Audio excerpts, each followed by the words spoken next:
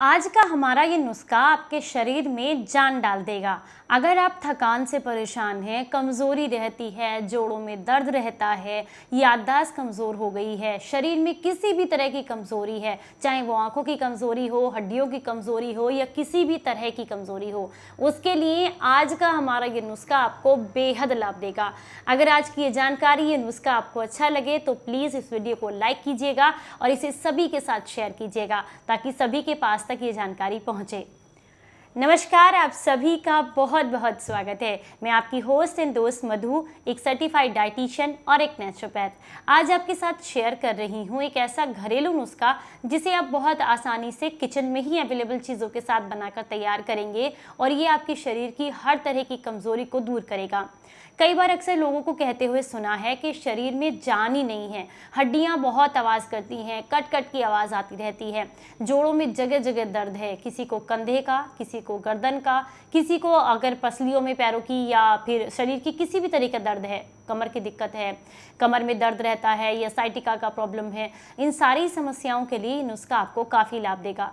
इसके अलावा ये सारी चीज़ें जो हैं ये आपके लिए एक हेल्दी फैट है जिसको आप ज़रूर कंज्यूम करें थोड़ी थोड़ी मात्रा में, जो कि आपके शरीर को शक्ति देने का काम करती हैं।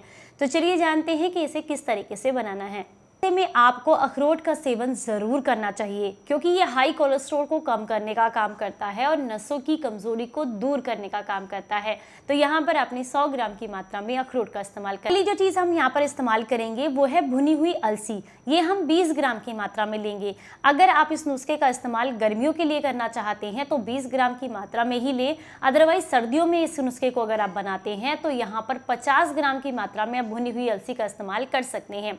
भुनी हुई अलसी जो होती है ओमेगा 3 फैटी एसिड से भरपूर होती है, जो कि हमारे शरीर को की कमज़ोरी भी दूर करते हैं, हम बॉडी के अंदर एंटीऑक्सीडेंट्स को क्रिएट करते हैं, जोड़ों के दर्द में बहुत फ़ायदा करती है, हाई कोलेस्ट्रॉल को कम करती है, आंखों की रोशनी बढ़ाने में मदद करती है, डाइजेशन बेहतर करती है। इसके अलावा भी इसके ढेर सारे फ़ायदे हैं। तो यहाँ पर आपने जो है लगभग 20 ग्राम या 25 ग्राम की मात्रा में अलसी का इस्तेमाल करना है। अगली जो चीज़ हम यहाँ पर इस्तेमाल करने वाले हैं वो है लगभग 50 ग्राम की मात्रा में आपने सफ़ेद तिल का इस्तेमाल करना है। एक बात का ध्यान रखें, मैंने पिछली बार भी एक ऐसा ही वीडियो आपके साथ शेयर किया था जिसमें अलग इंग्रेडिएंट थे लेकिन उसके अंदर मैंने तिल भी बताया था। तो कुछ लोगों ने वहाँ पर मुझसे सवाल किए थे कि जो तिल है सफ़ेद, उसकी जगह क्या काला तिल ले सकते हैं? वैसे तो ले सकते हैं, लेकिन सफ़ेद तिल अगर आप लेते हैं तो ये आपके लिए ज़्यादा बेनिफिशियल रहता है। तो सफ़ेद तिल आपने लेना है। यहाँ पर सफ़ेद तिल जो होते हैं ये जोड़ों के दर्द के लिए बहुत अच्छे होते हैं। शरीर में अगर कैल्शियम और आयरन की कमी है तो ऐसे में आपको सफ़ेद तिल का रोज़ाना 1 चम्मच सेवन ज़रूर करना चाहिए। ये जोड़ों के दर्द को तो दूर करते ही हैं, साथ ही साथ बाल भी अच्छे करते हैं, स्किन अच्छी करते हैं, खून बनाने में मदद करते हैं और आपकी बॉडी को डिटॉक्स करने में भी मदद करते हैं, आंखों की रोशनी भी बढ़ती है। इसके ढेर सारे फायदे हैं। अगली जो चीज़ आपने यहाँ पर इस्तेमाल करनी है वो है खसखस। ये आपने लेनी है 50 ग्राम की मात्रा में। खसखस जो होती है आपके तनाव और अनिद्रा को कम करती है, कैल्शियम से भरपूर होती है, इसलिए जोड़ों के दर्द के लिए बहुत अच्छी है। तो अगर आपको तनाव रहता है, नींद नहीं आती है, माइग्रेन की दिक्कत है या सिर में भारीपन रहता है, आंखों की कमज़ोरी है या शरीर में कैल्शियम की कमी है, तो इन सारी समस्याओं के लिए खसखस का इस्तेमाल आपको ज़रूर करना चाहिए। सबसे अच्छी बात है ये तासीर में ठंडी होती है, इसके लिए आपके शरीर के लिए बेहद फ़ायदेमंद है अगर आप गर्मियों में इस्तेमाल कर रहे हैं इसको। तो यहाँ पर आपने खसखस लगभग 50 ग्राम की मात्रा में लेनी है। अगर आपको खसखस सूट नहीं करती है या आप इसकी मात्रा को कम करना चाहते हैं तो 30 ग्राम तक भी आप इसका इस्तेमाल कर सकते हैं। अगली जो चीज़ आपने इस्तेमाल करनी है वो है 200 ग्राम आपने यहाँ पर मखाना का इस्तेमाल करना है।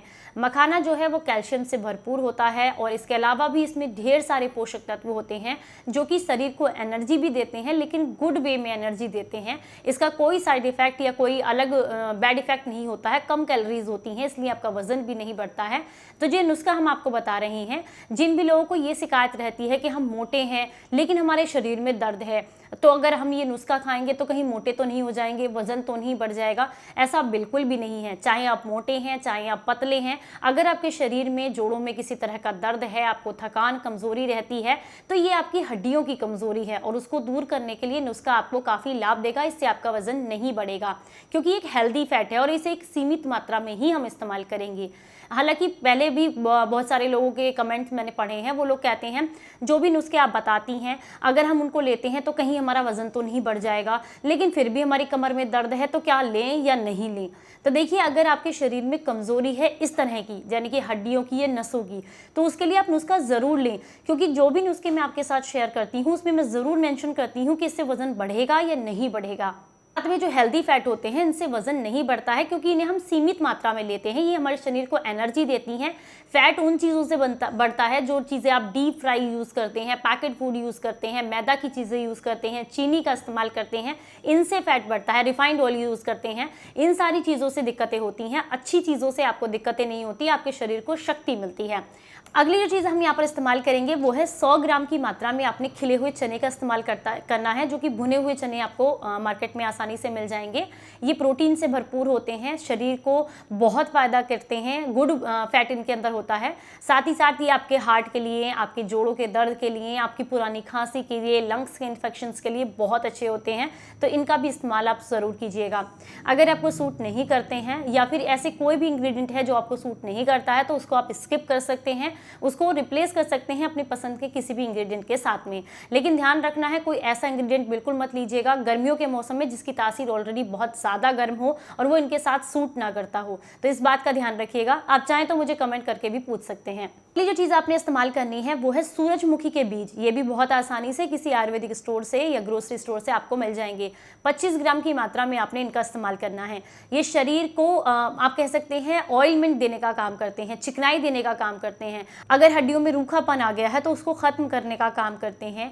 इसके अलावा अगर आपके बाल बहुत झड़ते हैं, स्किन खराब हो गई है, खून नहीं बनता है शरीर में, या खून की कमी भी है और इन्फेक्शंस भी है, तो इन सारी समस्याओं के लिए सूरजमुखी के बीज आपको काफ़ी लाभ देते हैं। आपके दिमाग के लिए भी बहुत अच्छे होते हैं, हाई कोलेस्ट्रॉल को कम करने का काम करते हैं, माइग्रेन के लिए बहुत अच्छे होते हैं, दिमाग की नसों को मजबूत बनाने का काम करते हैं।